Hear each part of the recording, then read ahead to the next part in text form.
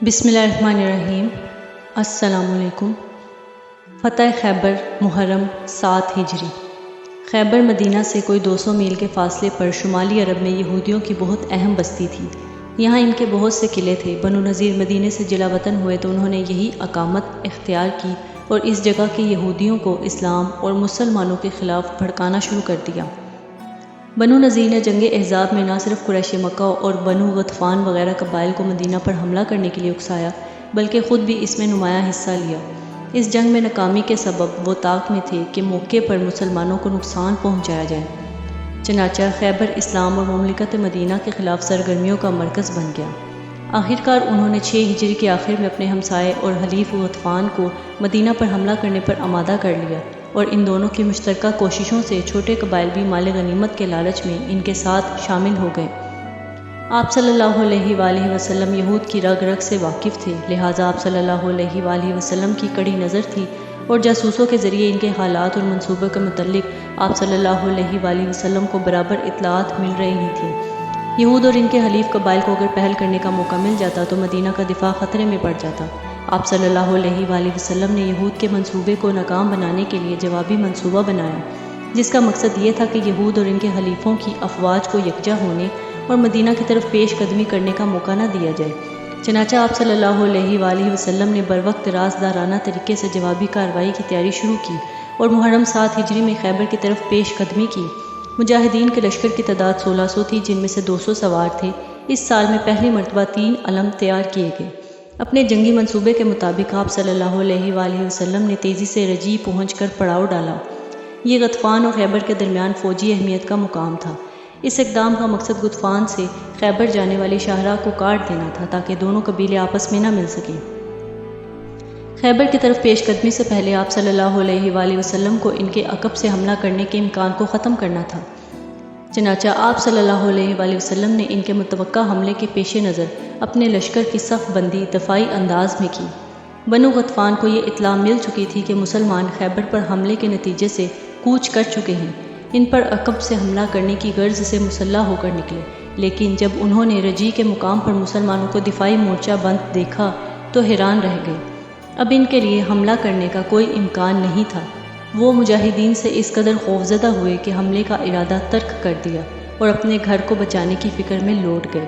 کیونکہ بیک وقت 2 محاذ کھولنا آپ صلی اللہ علیہ وآلہ وسلم کی عسکری حکمت عملی کے منافی تھا، لہٰذا آپ صلی اللہ علیہ وآلہ وسلم نے منصوبے کے مطابق خیبر کے فتنے کو ختم کرنے کا ارادہ فرمایا اور رجی کے مقام پر حضرت عثمان رضی اللہ تعالیٰ عنہ کو نگران بنایا۔ رسد کا سامان بھی یہی تھا اور اس کی حفاظت کے لیے مجاہدین کا ایک مضبوط دستہ متعین کر کے خود فوج لے کر خیبر تشریف لے گئے۔ یہود چونکہ بڑی احتیاط اور خفیہ طور پر بنو غطفان سے مل کر مدینہ پر حملے کی تیاری کر رہے تھے، لہٰذا انہیں گمان بھی نہ تھا کہ مسلمانوں کو ان کے منصوبے کی اطلاع مل جائے گی اور وہ پھر اتنی تیزی سے خیبر پر حملہ بھی کر دیں گے۔ انہوں نے اچانک اسلامی لشکر کو دیکھا تو حیران رہ گئے اور اس قدر مرعوب اور خوفزدہ ہوئے کہ قلعوں میں بند ہو گئے۔ خیبر میں ان کے 8 قلعے تھے، جن میں سے القموس کا قلعہ اپنے غیر معمولی استحکام کی وجہ سے ناقابل تسخیر سمجھا جاتا تھا۔ نبی کریم صلی اللہ علیہ وآلہ وسلم نے یہود کو دعوت اسلام دی۔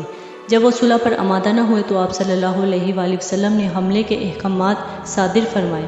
سب سے پہلے قلعہ النطات اور النعم فتح ہوئے۔ اب قلعہ القموس کی باری تھی، لیکن اسے فتح کرنا دشوار ہو گیا اور محاصرہ طول پکڑ گیا۔ آخرکار آپ صلی اللہ علیہ وآلہ وسلم نے حضرت علی رضی اللہ تعالیٰ عنہ کو علم عطا کیا۔ وہ میدان میں نکلے تو ان کے مقابلے میں مرہب آیا جو قوت اور دلیری میں سارے عرب میں مشہور تھا، لیکن حضرت علی رضی اللہ تعالیٰ عنہ نے اسے قتل کر دیا۔ پھر مرہب کا بھائی یاسر نکلا جسے حضرت زبیر رضی اللہ تعالیٰ عنہ نے قتل کیا۔ اس کے بعد حضرت علی رضی اللہ تعالیٰ عنہ کی قیادت میں مجاہدین نے قلعے پر حملہ کیا اور دروازہ توڑ کر اندر جانے میں کامیاب ہو گئے۔ اس معرکے میں حضرت علی رضی اللہ تعالیٰ عنہ نے بھی غیر معمولی جرأت اور بہادری کا مظاہرہ کیا۔ یہود حملے کی تاب نہ لا سکے، انہوں نے ہتھیار ڈال دیے اور صلح کی درخواست کی، جسے آپ صلی اللہ علیہ وآلہ وسلم نے قبول فرما لیا۔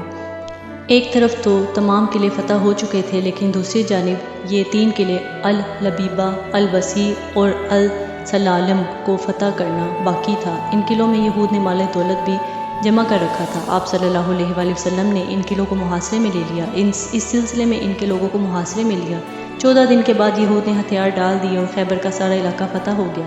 آپ صلی اللہ علیہ وآلہ وسلم پیغمبر رحمت ہیں، اس لیے یہود کے ساتھ بہت مہربانی سے پیش آئے اور خیبر کی اراضی نصف بٹائی کے قاعدے پر ان کے پاس رہنے دی۔ اہل فدق نے جب خیبر کے یہود کا حال سنا تو انہوں نے بھی ایسی ہی شرائط پر صلح کر لی، کیونکہ آپ صلی اللہ علیہ وآلہ وسلم مملکت اسلامی کے سربراہ تھے۔ اس حیثیت سے آپ صلی اللہ علیہ وآلہ وسلم کو اخراجات بھی برداشت کرنا پڑتے، اس لیے فدق کی آمدن آپ صلی اللہ علیہ وآلہ وسلم کے لیے مخصوص کر دی گئی۔ فتح خیبر کے نتائج: یہودی فتنے کے خاتمے کے ساتھ تحریک اسلام کی راہ میں سب سے بڑی رکاوٹ دور ہو گئی اور اس پر ترقی کے دروازے کھلتے چلے گئے۔ مکہ میں اس کے فاتحانہ داخلے کے امکانات روشن ہو گئے۔ معاشی نقطہ نظر سے خیبر کے بہت بہترین نتائج برآمد ہوئے۔ یہود کی زرعی اور تجارتی بالادستی ختم ہو گئی اور مسلمانوں کی معیشت پر بہت خوشگوار اثرات مرتب ہوئے۔ یہود کی فوجی، سیاسی اور اقتصادی قوت کے خاتمے سے عرب میں طاقت کا پلڑا مسلمانوں کے حق میں جھک گیا اور وہ عرب کی سیاسی دنیا میں سب سے بڑی طاقت بن گئے۔ یہود کی شکست سے قریش اپنے ایک طاقتور الیف سے محروم ہو گئے۔ ان کی دوسرے الیف بھی مسلمانوں سے مرغوب ہونے لگے، جس کے سبب وہ اپنے آپ کو کمزور محسوس کرنے لگے اور انہیں مسلمانوں کی طرف سے مستقل خطرہ رہنے لگا۔ بہت شکریہ۔